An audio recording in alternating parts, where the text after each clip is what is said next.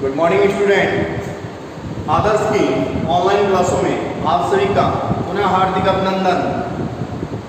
आज हम बात कर रहे हैं भारत की जलवायु की। देखो, पिछले कुछ टॉपिक थे जिसके अंतर्गत हमने भारत के फिजिकल पार्ट की बात कर ली थी, भारत के अपवाह की बात कर ली थी। ये अपने यूनिट फर्स्ट के अंदर दिया हुआ है। अब जो बात कर रहे हैं वो यूनिट सेकंड की बात कर रहे हैं। और यूनिट सेकंड के अंतर्गत सबसे पहले जो टॉपिक है अपने जलवायु, और जलवायु के अंदर फिर मानसून की बात है। तो सबसे पहले हम बेसिक उस चीज़ को लेकर चलते हैं जलवायु की तरफ। जलवायु आप सभी को पता होनी चाहिए, जलवायु के बाद ही हम मानसून की तरफ रुख कर सकते हैं। तो सबसे पहले हम बात करते हैं भारत की जलवायु।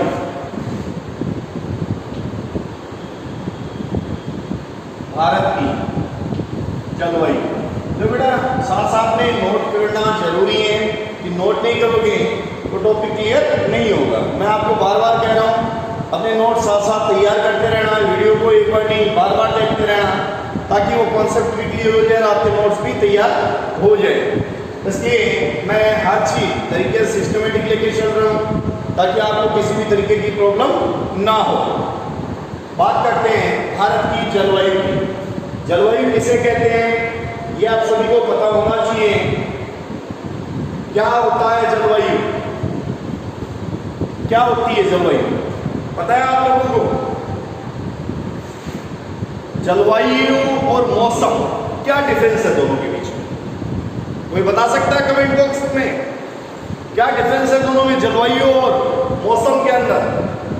जैसे बोल देते हैं कि आज तो मौसम बहुत सुहावना है, बहुत ठंडा है, बहुत गर्म है, आज तो बहुत गर्मी है, आज तो मौसम बहुत गर्म है। या फिर ऐसे बोलते हैं आज तो जलवायु बहुत गर्म है। कभी बोला है ऐसे? कि जलवायु बेटा बहुत लंबे समय का निर्धारण होता है, लंबा समय लिया जाता है, कम से कम 35 साल से 50 साल का समय लिया जाता है जलवायु के निर्धारण में। कि सपोज करो यहाँ पर ठंडी ठंड है, अब ठंडी ठंड है तो यहाँ कैसी जलवायु हो जाएगी? अगर 35 सालों तक यहाँ ठंडी ठंड रहेगी तो यहाँ की जलवायु कैसी हो जाएगी? शीत हो जाएगी। यहाँ गर्मी गर्मी रहेगी तो कैसी हो जाएगी? उष्ण हो जाएगी। तो यही चीज है बेटा, आप लोगों को ये चीज समझनी होगी, क्या जलवायु है और क्या मौसम है। मौसम होता है एक शॉर्ट टाइम पीरियड के लिए, एक छोटे, 1 दिन हो गया, 2 दिन हो गया, 10 दिन हो गया, आज ठंड पड़ रही है, 10 दिन तक ठंड पड़ी, तो वो क्या है? वो मौसम है। एक निश्चित समय, एक छोटे समय के लिए जो टेम्परेचर में उतार चढ़ाव आता है वो मौसम है। और एक दीर्घ अवधि, लंबे समय के लिए वैसा का वैसा टेम्परेचर बना रह जाए, वो क्या है? जलवायु। क्लियर है? ये चीज क्लियर है आप लोगों के? नोट करना है हमें जलवायु के बारे में। उससे पहले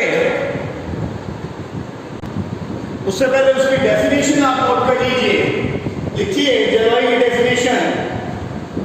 किसी बड़े क्षेत्र में, किसी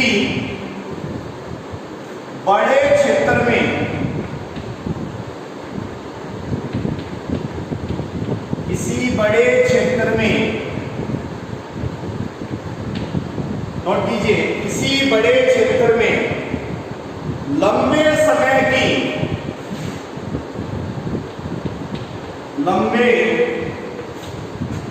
की औसत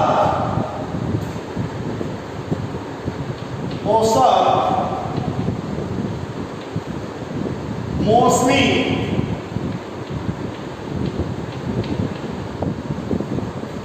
दशाओं का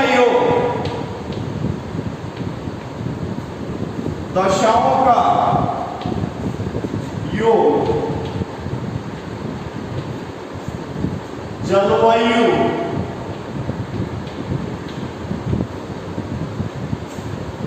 कहलाती हैं।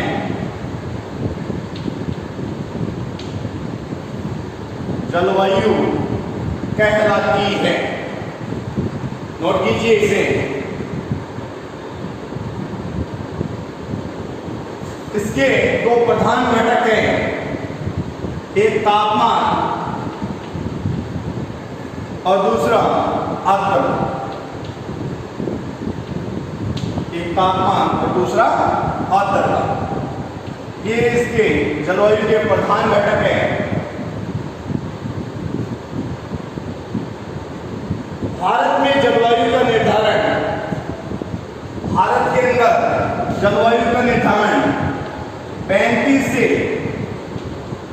50 वर्षों 35 से 50 वर्षों के आधार पर किया जाता है।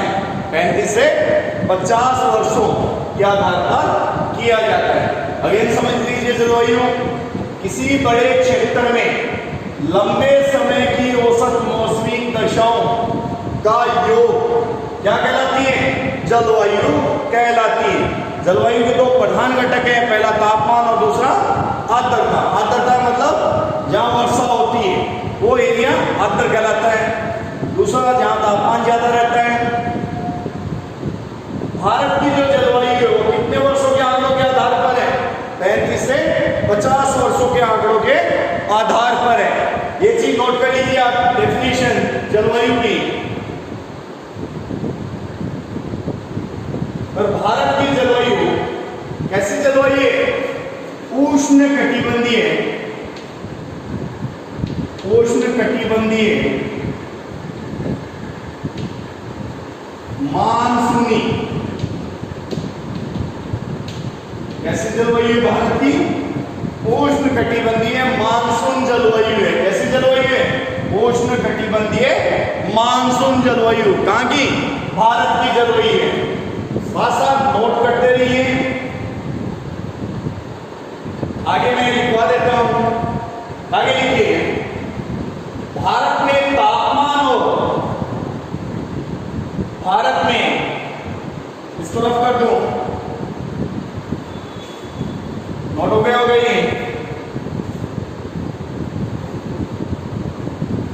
इसके आगे लिखना है बेटा, सबसे पहले डेफिनेशन, देन भारत की जलवायु कैसी है, उसके बाद लिखिए भारत में तापमान, भारत में तापमान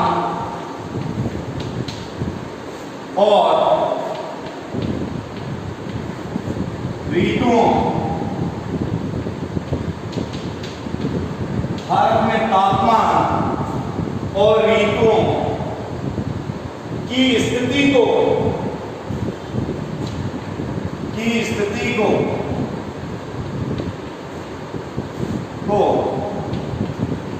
तापीय कटिबंध के माध्यम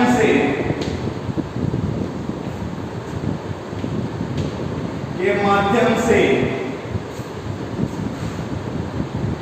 समझा जाता है।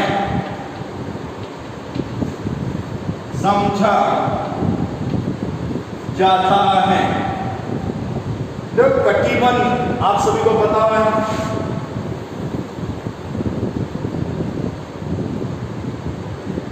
हमारी जो अर्थ है उसके मिड की जो लाइन है, ये सारी काल्पनिक लाइन होती है। पहले ये चीज ध्यान रखनी आपको। यहां जो 0 डिग्री है ये क्या कहलाती है? भूमध्य रेखा। 23.5 डिग्री नॉर्थ क्या कहलाती है? कर्क रेखा। 66.5 डिग्री नॉर्थ क्या कहलाती है? आर्कटिक रेखा।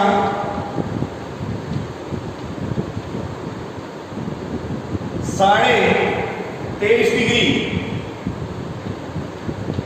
साउथ मकर रेखा और 66.5 डिग्री साउथ कौन सी? अंटार्कटिका रेखा कहलाती है। ये नॉर्थ पोल है, ये साउथ पोल है। देखो बेटा, भूमध्य रेखा के ऊपर हमेशा सबसे ज्यादा रेनफॉल और सबसे ज्यादा टेम्परेचर है। तो इस टेम्परेचर की वजह से एक चीज समझो कि भाई अपन कहीं पर आग लगा देते हैं तो उसके आसपास वाला एरिया कैसा हो जाता है, गर्म होता है, नहीं होता। तो ये एरिया जब गर्म है तो इसके आसपास वाला भी क्या हो जाएगा, एरिया गर्म हो जाता है। तो इसलिए कौन सा कटिबंध है, उष्ण कटिबंध। उष्ण कटिबंध कौन सा है, उष्ण कटिबंध। अब समझो ऊपर वाला नॉर्थ पोल और साउथ पोल दोनों जगह क्या है, बर्फ जमी हुई है। तो बर्फ जमी रहने की वजह से ये कैसा एरिया हो गया, शीत कटिबंध वाला हो गया। कैसा हो गया, शीत। ये भी कैसा हो गया, शीत कटिबंध। अब एक तरफ समझो गर्मी है और एक तरफ समझो ठंड है, तो बीच वाले एरिया का मौसम कैसा हो जाएगा, कैसा होगा, शीतोष्ण। शीत धन उष्ण, शीतोष्ण कटिबंध। नीचे वाला ये भी शीतोष्ण कटिबंध। ये कटिबंध की बात है। तो ये चीज में समझे, भारत में तापमान और ऋतुओं की स्थिति तापीय कटिबंध के माध्यम से समझा जाता है। इसके आधार पर, तापीय कटिबंध के आधार पर समझा जाता है। क्लियर हो गया इतना? आगे चले हम। अब बात करते हैं मानसून की। ये जलवायु की बात हुई। अब मानसून पे आ जाते हैं। मानसून क्या चीज है, किससे इसकी उत्पत्ति हुई है, कौन कौन से, उन चीजों पे हम यहाँ पर बात करेंगे। ये नोट कर लीजिए सबसे पहले जलवायु के टॉपिक को, देन आगे चलते हैं हम। आगे बात करते हैं हम मानसून की। नोट हो गया होगा तो सारे जो डायग्राम बना रहे हो वो भी साथ साथ नोट करते रहना बेटा। सारी चीजें आप नोट करते चलोगे तो आपके लिए ये चीज ज्यादा सही है। अब बात कर रहे हैं हम मानसून की। हेडिंग डाल लीजिए, मानसून।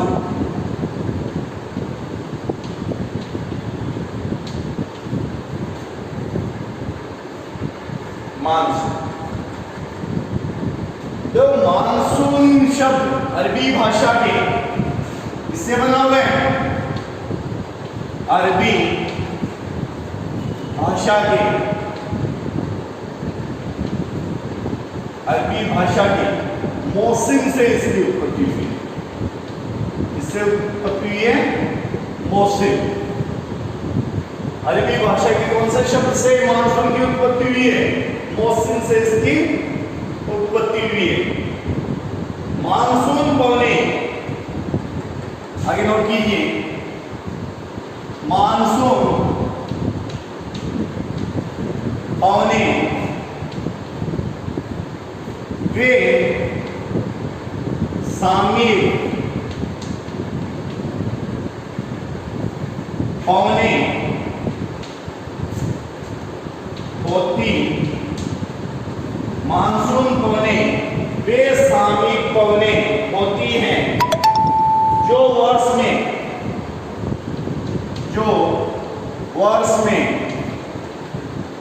दो बार क्रमिक रूप से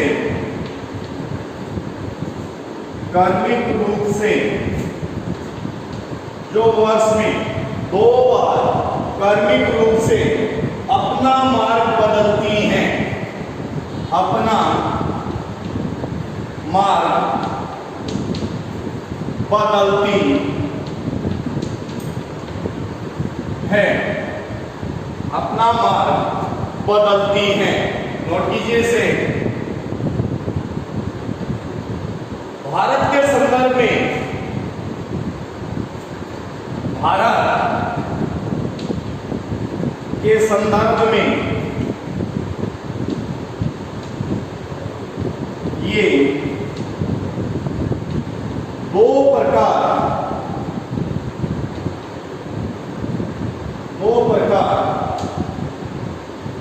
का होता है।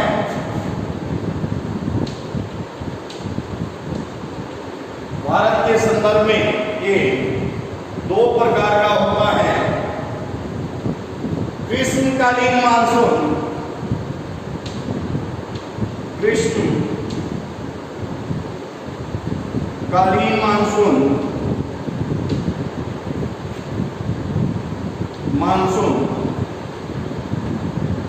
व शीतकालीन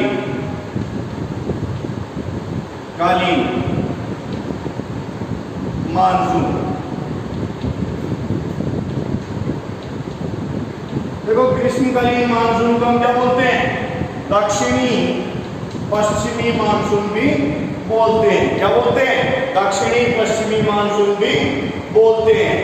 और इसे क्या बोलते हैं? उत्तरी पूर्वी मानसून। उत्तरी पूर्वी मानसून कहते हैं शीतकालीन मानसून को, ग्रीष्मकालीन मानसून को दक्षिणी पश्चिमी मानसून कहते हैं। दोबारा समझ लीजिए, मानसून की उत्पत्ति अरबी भाषा के, कौन सी भाषा के? अरबी भाषा के मौसम से हुई है। किससे हुई है? अरबी भाषा के मौसम से हुई है। मानसून पवने वे सामयिक पवने होती है जो वर्ष में दो बार क्रमिक रूप से अपना मार्ग बदलती है। भारत के संदर्भ में ये दो प्रकार की होती हैं। भारत के संदर्भ में ये दो प्रकार की होती हैं। पहला ग्रीष्मकालीन मानसून और दूसरा शीतकालीन मानसून। ग्रीष्मकालीन मानसून को हम दक्षिणी पश्चिमी मानसून भी कहते हैं, जबकि शीतकालीन मानसून को हम क्या कहते हैं?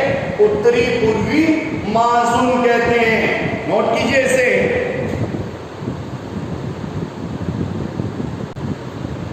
आगे बात करते हैं फिर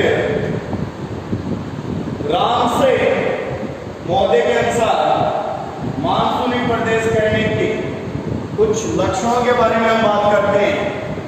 ये आई थिंक आपके नोट हो गई होगी, समझ में भी आ गया होगा।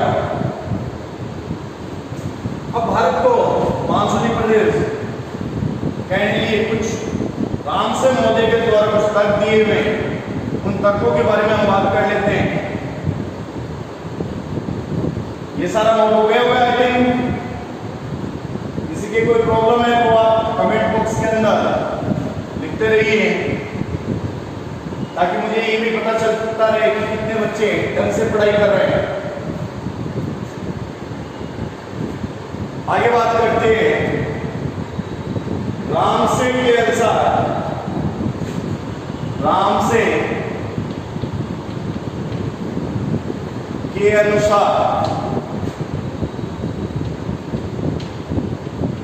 लिखिए, रामसे के अनुसार भारत को मानसूनी प्रदेश कहने के लिए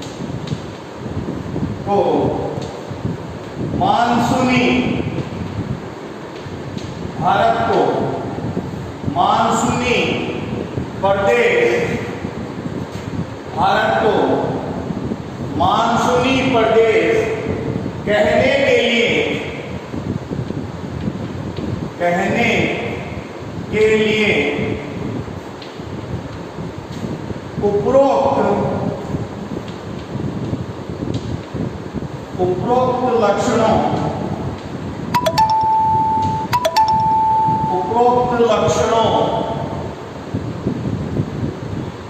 दृष्टिगत रखा जाता है।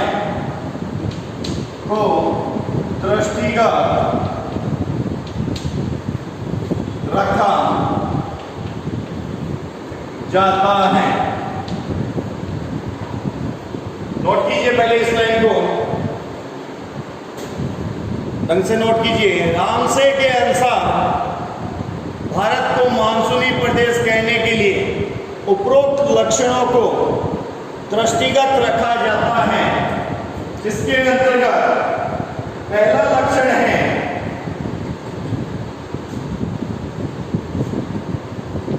एक ही वर्ष में सूर्य का उत्तरायण में दक्षिणायन गमन। पहली जो बात कही है उसने कही है एक ही वर्ष में सूर्य का उत्तरायण में दक्षिणायन में गमन। दूसरी बात कही है जून जुलाई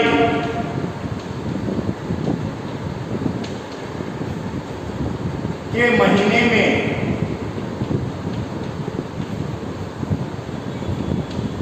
नोट कीजिए, जून जुलाई के महीने में चलने वाली पवनों में चलने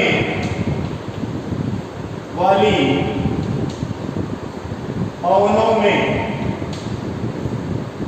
चलने वाली पवनों में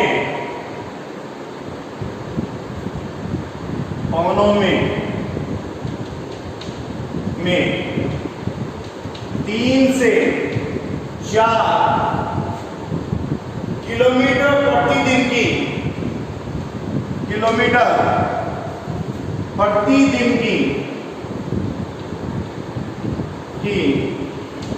वृद्धि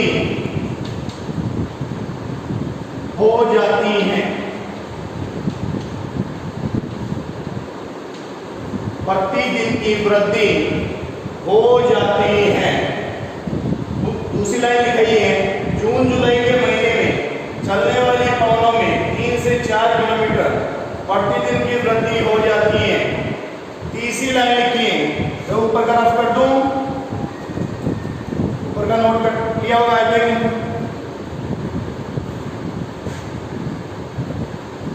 राम से द्वारा जो कही हुई बातें हैं उन चीजों के बारे में बात कर रहे हैं। तीसरी बात की है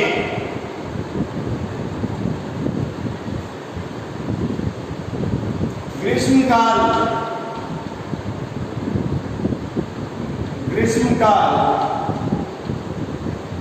देखिए, ग्रीष्मकाल में वातावरण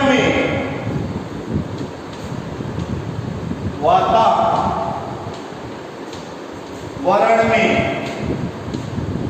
आर्द्रता, वातावरण में आर्द्रता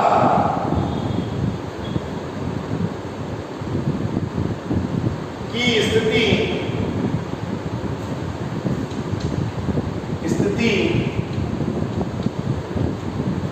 उच्च आर्द्रता लिखिए, उच्च आर्द्रता की स्थिति, जबकि शीतकाल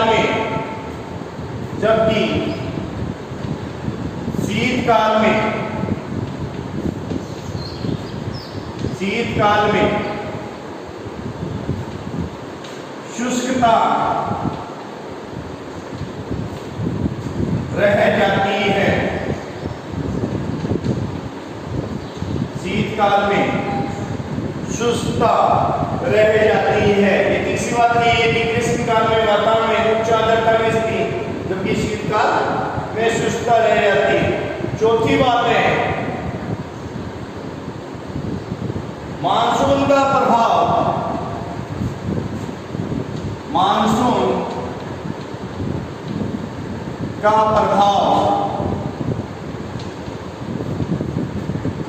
अतिवृष्टि व अनावृष्टि, मानसून का प्रभाव अतिवृष्टि तथा अनावृष्टि के रूप में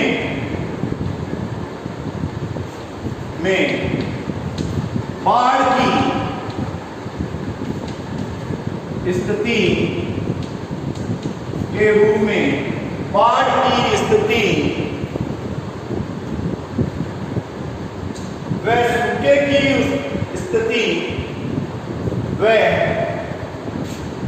सूखे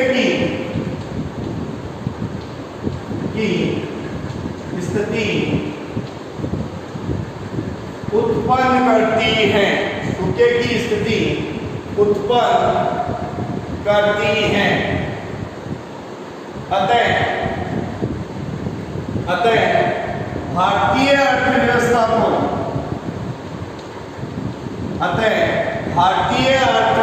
को नोट कीजिए, को मानसून का क्या कहा जाता है? जुआ। मानसून का जुआ कहा जाता है। क्या कहा जाता है? मानसून का जुआ कहा जाता है। लास्ट लाइन लिखिए, नंबर 5। भारतीय मानसून को हैडली कोशिकाओं के, भारतीय मानसून को हैडली, पांचों है बेटा, हैडली लिखोगे। भारतीय मानसून को हैडली कोशिका के व्युत्क्रमण के आधार पर, कोशिका के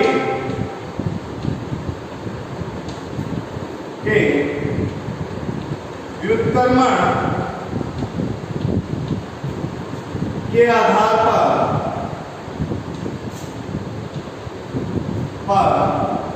स्पष्ट किया जाता है, स्पष्ट किया जाता है, स्पष्ट किया जाता है। ये पांचों बातें राम से के अनुसार भारत को मानसूनी प्रदेश कहने के लिए उपरोक्त लक्षणों को दृष्टिगत रखते हुए बातें कही गई है। दोबारा समझ लीजिए, जो रामचंद्र जो बातें कही है, पहली जो बात उसने कही है कि एक ही वर्ष में सूर्य का उत्तरायण में दक्षिणायन गमन, क्योंकि एक ही साल के अंदर सूर्य का क्या हो जाता है? उत्तर की तरफ चला जाता है और दक्षिण की तरफ भी चला जाता है। समझ रहे हो मेरी बात को? उत्तर का मतलब कहां? जो कर्क रेखा के उत्तर में कर्क रेखा और दक्षिण के अंदर मकर रेखा। ये चीज समझ लो। अभी जो डायग्राम बनाया था मैंने, 0 डिग्री ऊपर वाला एरिया नॉर्थ और नीचे वाला एरिया साउथ वाला एरिया। तो यही बात रामचंद्र जी ने कही है कि एक ही वर्ष में सूर्य का उत्तरायण में दक्षिणायन गमन, कि एक साल के अंदर सूरज उत्तर की तरफ चला जाता है और दक्षिण की तरफ भी चला जाता है। ये बात क्लियर हो गई। दूसरी रामचंद्र जी ने कही है कि जून जुलाई के महीने में चलने वाले पवनों में, जून जुलाई के महीने में चलने वाली पवनों में, ये पवन एक बार डबल लिखे गए, कट कर देना। जून जुलाई के महीने में चलने वाली पवनों में 3 से 4 किलोमीटर प्रतिदिन की वृद्धि हो जाती है। जून जुलाई के महीने में चलने वाली पवनों, पवनी जो हवा है, उसमें 3 से 4 किलोमीटर प्रतिदिन की वृद्धि होती है। हर दिन 3 से 4 किलोमीटर की गति तेज होती रहती है उन पवनों के अंदर। देखते हो आप लोग तो यही बने रहते हो। तीसरी जो बात कही है वो कही है ग्रीष्म काल की, कि ग्रीष्म काल में वातावरण में उच्च आर्द्रता की स्थिति, जबकि शीतकाल में शुष्कता की स्थिति हो जाती है। तीसरी जो इन्होंने बात की है वो कही है ग्रीष्म काल में वातावरण में उच्च आर्द्रता की स्थिति। कैसी आर्द्रता कैसी हो जाती है? उच्च हो जाती है। ग्रीष्म काल में वातावरण में उच्च आर्द्रता की स्थिति, जबकि शीतकाल में कैसी स्थिति हो जाती है? शुष्कता रह जाती है। क्लियर हो गया? पॉइंट क्लियर है? ग्रीष्म काल में वातावरण में उच्च आर्द्रता, आर्द्रता समझते हो जिसमें पानी या वर्षा की मात्रा होती है। ग्रीष्म काल में वातावरण में उच्च आर्द्रता की स्थिति, जबकि शीतकाल में शुष्कता रह जाती है। क्लियर हो गया? तीनों पॉइंट क्लियर है आपके? चौथा पॉइंट जो उन्होंने कहा है कि मानसून का प्रभाव अतिवृष्टि व अनावृष्टि के रूप में बाढ़ की स्थिति व सूखे की स्थिति बढ़ जाती है। इसे भारतीय अर्थव्यवस्था में कृषि को इसी वजह से क्या कहा गया? मानसून का जुआ कहा गया। क्या कहा गया? मानसून का जुआ कहा गया। समझ में आया बेटा? उसके बाद जो लास्ट बात कही है वो कही है हैडली कोशिका के व्युत्क्रमण के आधार पर स्पष्ट किया गया है। क्या कहा गया है? क्या कहा है इन्होंने? कि भारतीय मानसून को हैडली कोशिका के व्युत्क्रमण के आधार पर स्पष्ट किया गया। भारतीय मानसून को हैडली कोशिका के व्युत्क्रमण के आधार पर स्पष्ट किया गया है। क्लियर हो गया? आगे नोट कीजिए इस सभी लाइनों को और ढंग से इस चीज को समझिए ताकि किसी भी तरह की कोई दिक्कत न हो। पूरा समझ में आ गया होगा आई थिंक। आगे ना। अब देखो बेटा बात ऐसी है, इसके बाद की बात हम नेक्स्ट वीडियो में करेंगे। 2 पार्ट, ग्रीष्मकालीन मानसून और शीतकालीन मानसून। आप वीडियो को ढंग से देखिए और अपने अच्छे से सुंदर सुंदर राइटिंग के अंदर नोट्स बनाइए और नोट्स बनाकर उसको बार बार पढ़िए, वीडियो को बार बार देखिए। कॉन्सेप्ट इजीली तरीके से क्लियर हो जाएगा, किसी प्रकार की कोई दिक्कत नहीं होगी। और वीडियो को लाइक शेयर करना बिल्कुल ना भूलिएगा। वीडियो को जितना ज़्यादा उसके अपने क्लास के स्टूडेंट के पास में वीडियो को शेयर करते रहिए, ताकि हर बच्चे के कॉन्सेप्ट इजी तरीके से क्लियर हो सके। क्योंकि अभी जो टाइम पीरियड चल रहा है वो कुछ ऐसा ही है जिसमें अपन ऑफलाइन क्लासें नहीं ले पा रहे हैं, और ऑफलाइन नहीं लेने की वजह से आप ऑनलाइन लेकिन पढ़िए ढंग से। डेली जो अपडेट आ रहे हैं, जो वीडियो आ रहे हैं, उन वीडियो को आप देखते रहिए और चैनल को लाइक शेयर सब्सक्राइब जरूर करिए। इसी के साथ धन्यवाद। दोबारा मिलते हैं हम नए वीडियो के साथ में। नोट करते चलिए और किसी प्रकार की कोई दिक्कत हो तो कमेंट बॉक्स में आप लिख दीजिए। इसी के साथ धन्यवाद। दोबारा मिलेंगे नए वीडियो के साथ।